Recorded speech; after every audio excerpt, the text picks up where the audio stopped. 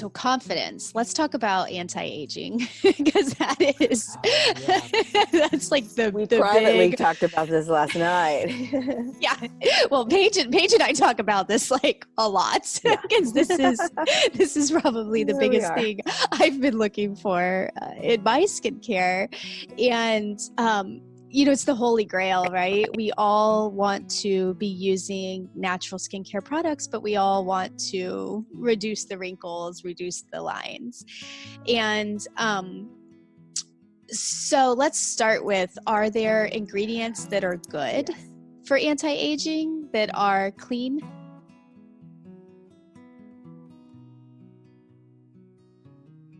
Well, we're frozen. Oh, we're frozen. I'm sorry. We're good now, right? Yes, we're back. Okay. Okay, good. Okay. There are ingredients that are natural that are great for anti-aging. Hyaluronic acid is found in our body naturally, but obviously when it's made in a lab, it's a synthetic hyaluronic acid. But I am comfortable with it in clean beauty, and it's used a lot in clean beauty, and I think it's a great.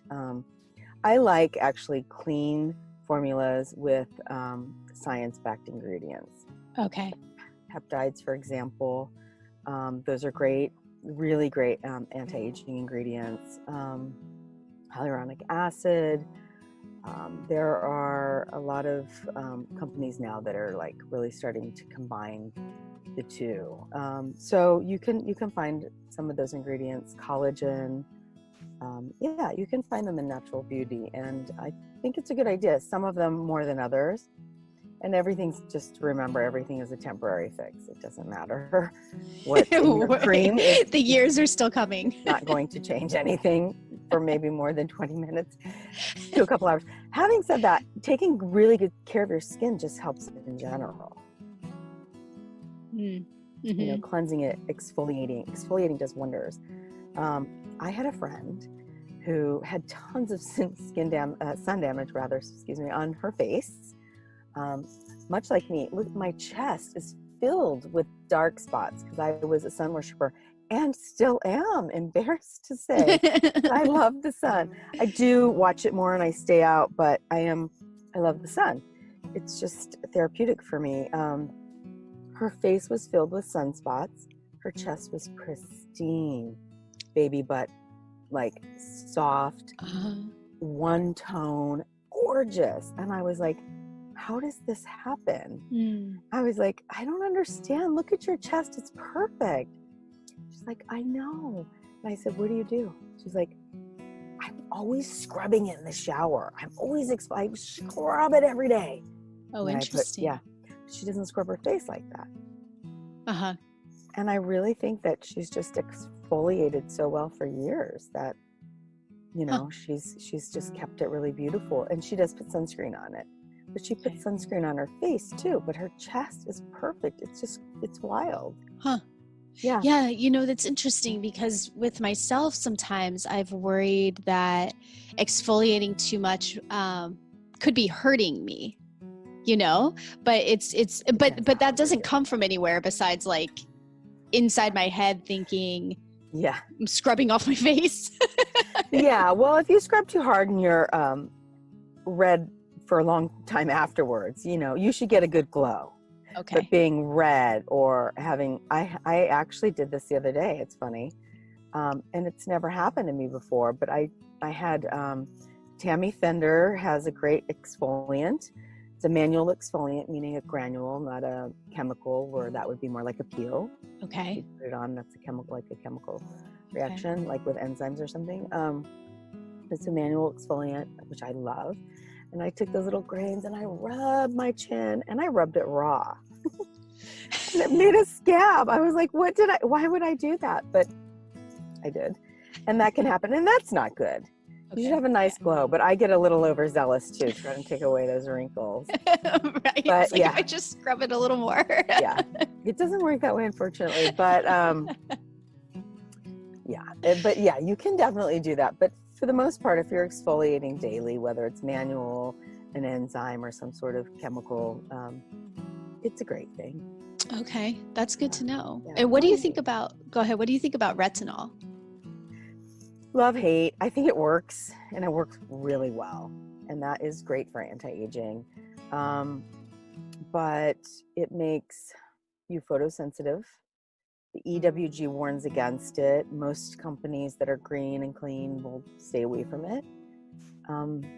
It's retin A derived. And so, it depends on what your values are again. But it does really work at it. But it just also drives everything really deeper into your skin. It leaves your skin compromised. Okay. For everything else to invade it, to go deeper and to absorb. I see. Okay. Yeah, because I know like EWG has it at a 9, which for anybody who doesn't know the scale, a 0 or a 1 are going to be the cleanest, and then a 10 is, I think it's 10 is the worst. So it's at a 9, which is not great. They really weren't against it, which is such a bummer because it really works I was on it for years as a kid also for acne. And because it's helpful for acne too. It is. Yeah, so it just depends. I mean, I don't know. I mean, everyone's different. If you have terrible acne, it's working. Wear sunscreen, use super clean products, and that might be okay for you, I guess. But I don't use it. Okay. I don't use it. I talk about it in my book. I vacillate between it. I'm not saying I'll never use it again, but there are things out there that work well enough.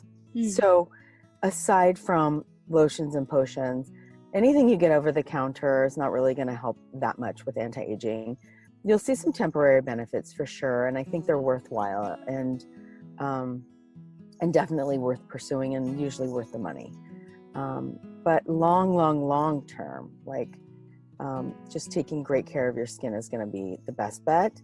And if you're going to talk clinical, I mean, I think anti-aging is a clinical issue. Yes, there's some things you can do at home. First of all, not smoking. That's harder for some people, I guess, than others. So eat well, exercise. All those holistic things are going to be way better than anything you can find in a jar. That makes sense. Food. Sugar, getting enough sleep, drinking enough water, they're all going to be much better than anything you can do from a jar. Again, I'm not saying these things aren't worthwhile, because they are, and they work temporarily and they feel good, and they'll plump I love hyaluronic acid and peptides. They'll plump your skin up really beautifully, for the day, for the evening, whatever it is. But there's nothing like being really healthy in your overall lifestyle, and that's the most important thing. The other thing is, I do believe it's a clinical issue, meaning it's out of your hands. You have to go to a clinic. And once you're there, I mean, I've sat on panels where they're like, with all the Botox and fillers going around, is it really hard to, to talk to people about green beauty? I'm like, absolutely not. They're two different issues to me. They're just different issues. What you do for anti-aging and clinical stuff is so different. I'm talking about decorative makeup and some skincare. I am a makeup artist, and it really started there. I'm also an esthetician, but I don't identify as heavily with that. People don't know that. But when we're talking about color and decorative makeup, why are you going to put petrochemicals on your face for that? It's a temporary thing. You wash it off at the end of the day. Do you really need something to stay 18 hours? Is it all that important? But when you're talking about anti-aging, there's nothing you can do at home really, other than live a really clean lifestyle, in my opinion. Ultimately, if I'm being really, really honest, people ask me all the time, I'm like, eat clean, diet, exercise. I mean, not diet, but like have a clean diet. And when you go to the clinic, I'd say do some laser work, lasers, heat therapies, like thermal tightening therapies. Those are the best things you can do clinically for anti-aging. And I've never seen any toxic studies or any damage from them. Okay. They build collagen over time. Some of them take up to 6 months, but sometimes you'll see some immediate results from some of them. Okay. In terms of Botox and fillers, most of that's natural. I mean, it's toxic natural, which is why it paralyzes the muscle in terms of Dysport and Botox. But, you know, this, from what I've seen in research and studies, you probably won't even find, if any, you'll find maybe some trace amounts in the bloodstream, very trace. Okay. It's localized in the muscle. Okay. I don't really have a problem with it. I really don't. I'm not also an extremist. Okay. I think beauty is wonderful, and I want to look young as long as possible. I mean, you know, but everyone's different. A lot of people are like, oh, you are fine using Botox. You know, I thought you were interested in green beauty. I am. I don't think they're mutually exclusive.